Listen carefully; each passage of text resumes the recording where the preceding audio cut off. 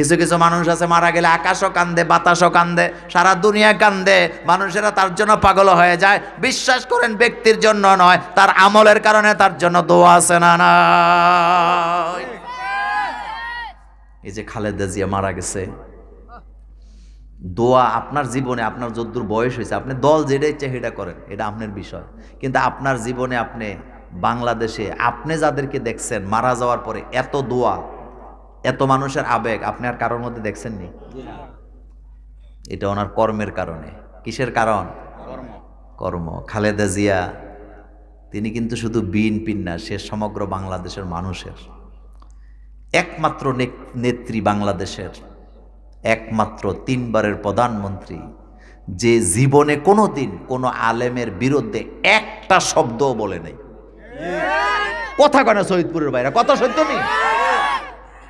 মসজিদের ক্ষতি হয়, মাদ্রাসার ক্ষতি হয়, আলেম ওলামার ক্ষতি হয়, আলেম ওলামারা জেল খাটা লাগে, এই রকমের একটা শব্দ খালেদা জিয়া বলে নাই, যার কারণে তার জন্য বাংলাদেশের সকল আলেমরা কেঁদে কেঁদে দোয়া করেছে।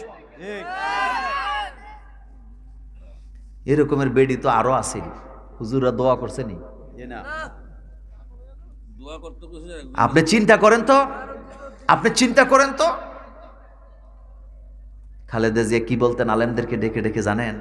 আপনারা ইসলামী আন্দোলন করেন, কোরআনের আইনের রাজনীতি করেন, আমরা কোরআনের আইনের রাজনীতি করি না, কিন্তু আপনারা করতে থাকেন। আপনারা করতে করতে করতে করতে এদেশের মানুষ যদি কোরআনের আইন চায়, আমাদের পক্ষ থেকে আপনাদেরকে সাপোর্ট দেওয়া হবে, আমরা কখনো আপনাদের পথে বাধা হয়ে দাঁড়াবো না।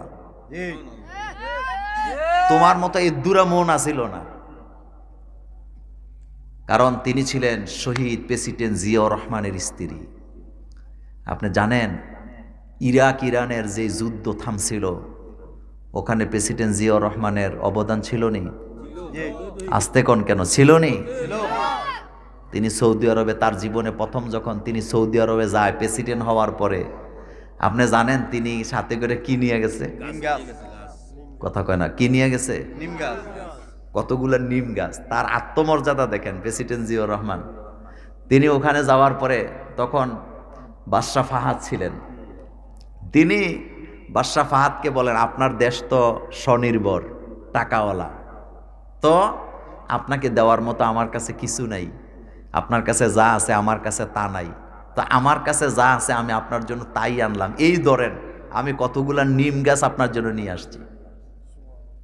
আর আমার দেশটা এখনো দরিদ্র সীমার নিচে বাস করে, আপনার কাছে সম্পদের অভাব নাই, আপনি যদি একটু নজর দেন আমার দেশটা আপনার ভাই হিসাবে এগিয়ে যাবে।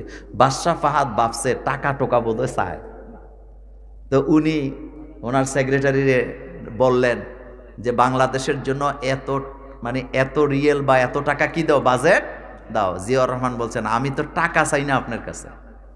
মনোযোগ আছে নি বাঙালি? আমি টাকা চাই না, আত্মমর্যাদা দেখেন। তো আপনি কি চান? আমি চাই আমার দেশে অনেক বেকার লোক আছে যারা কর্ম করে খাইতে পারে।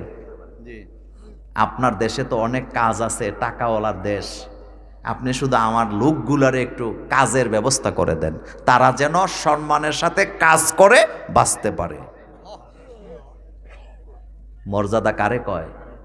এই বাংলাদেশের সংবিধানে বিসমিল্লাহ যোগ করছে কে? জিয়াউর রহমান আর ওনার স্ত্রী বেগম খালেদা জিয়া।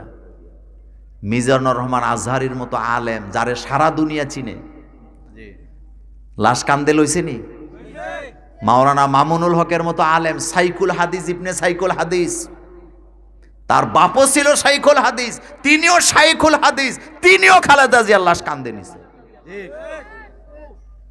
শায়েখ আহমদুল্লাহ গেছেনি জানা যায়, লাশের কাছে গেছেনি?